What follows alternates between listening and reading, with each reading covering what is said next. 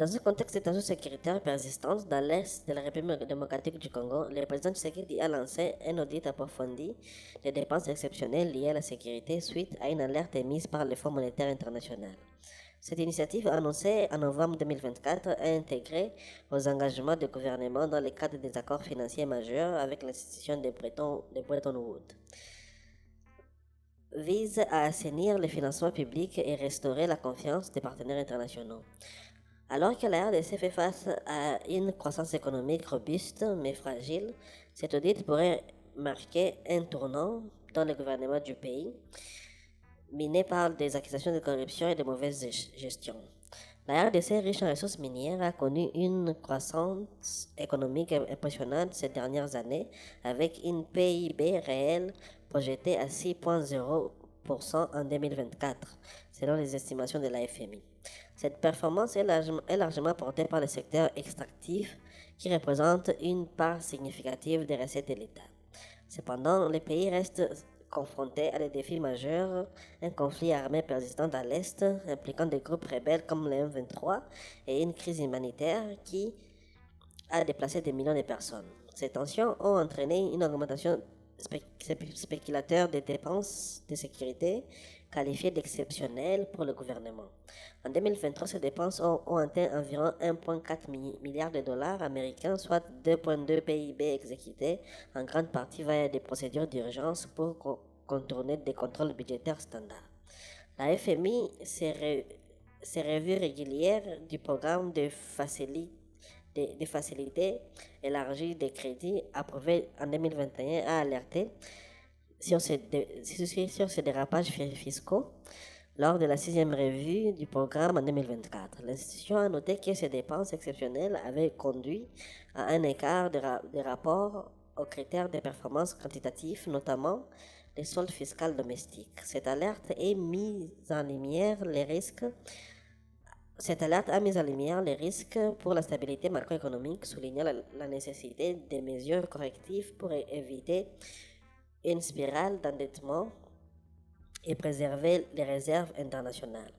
Le président Tshisekedi, réélu en décembre 2023 avec 73% de voix, a investi pour un second mandat en janvier 2024, a fait de la lutte contre la corruption et l'amélioration de gouvernance des priorités.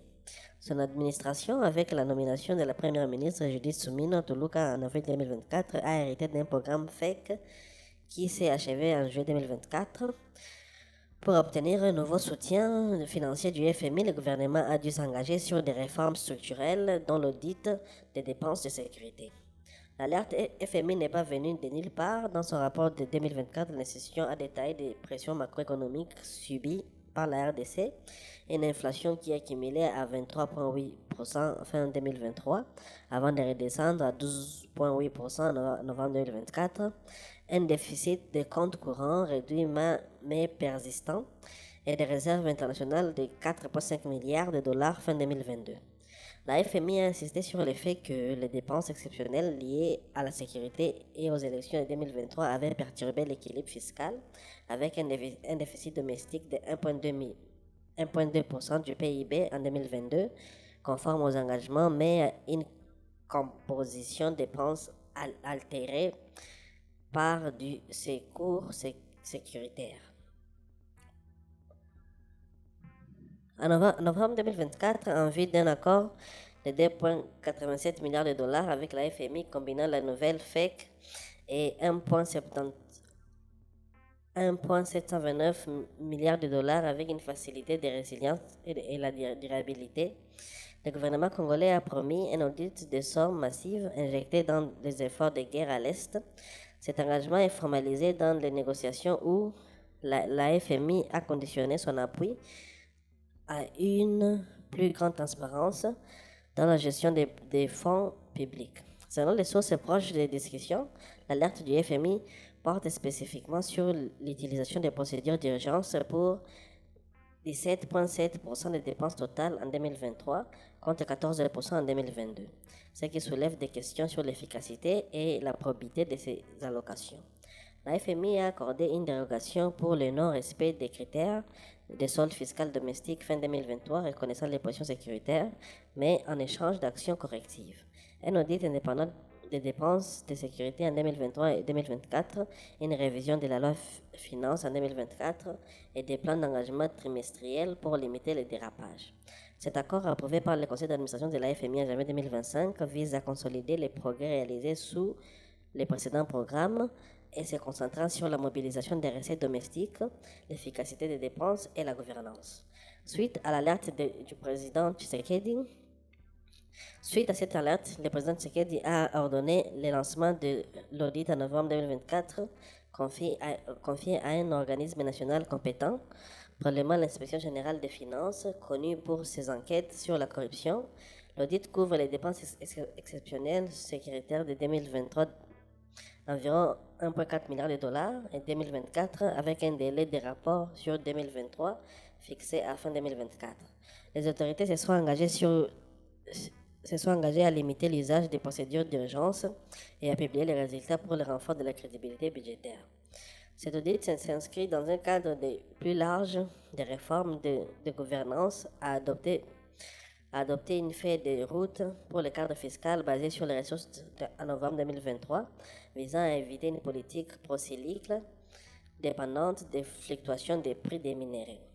De plus, des audits complémentaires sont prévus pour les entreprises publiques comme GECAMIN et pour les contrats miniers alignés sur l'initiative pour la transparence des industries extractives.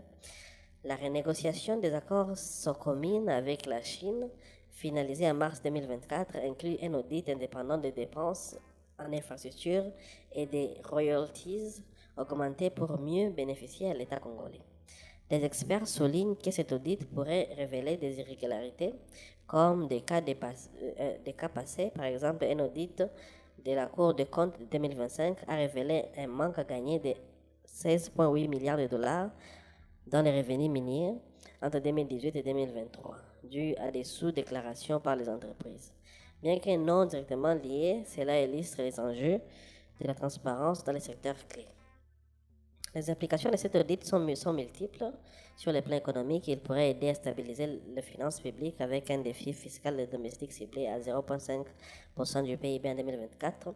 La FMI projette une croissance de 4,7% en 2025, mais met en garde contre les risques sécuritaires et les ajustements du secteur minier. Politiquement, il renforce l'image de Tshisekedi comme réformateur malgré les critiques persistantes de corruption. Les ONG comme l'Observatoire des dépenses publiques appellent à une participation citoyenne pour assurer l'efficacité de cet audit. Cependant, des défis persistent. Les retraits progressifs de la MONUSCO accentuent la pression sécuritaire, potentiellement augmentant des dépenses exceptionnelles à 3,0% du PIB en 2027. De plus, les risques politiques comme l'intention de Tshisekedi de réviser la Constitution pour les raisons de sécurité nationale pourraient compliquer les réformes. En conclusion, cet audit lancé suite à l'alerte de la FMI représente une opportunité pour la RDC de consolider sa stabilité macroéconomique et d'améliorer sa gouvernance. Reste à savoir si les résultats seront publiés et suivis d'actions concrètes ou si cela restera un engagement formel, alors que les pays aspirent à une croissance inclusive et à la transparence dans les dépenses de sécurité pourrait être le catalyseur d'un vrai changement.